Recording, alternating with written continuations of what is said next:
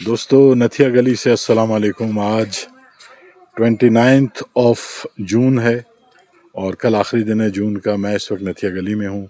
यहाँ एक walking track है और इस पे चलते हैं, देखते हैं कि हमें क्या कुदरती नज़ारे देखने को मिलते हैं।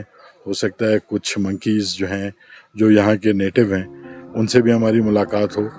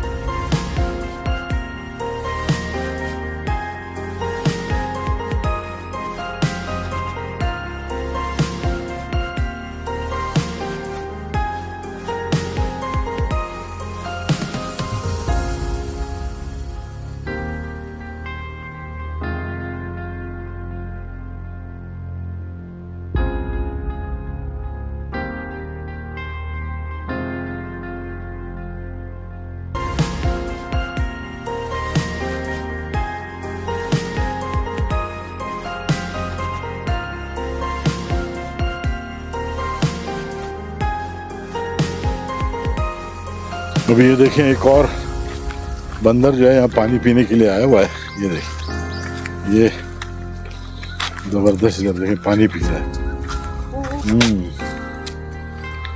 ये देखो, ये देखो, ये इसका बड़ा आ रहा है एक इधर। ये देखो,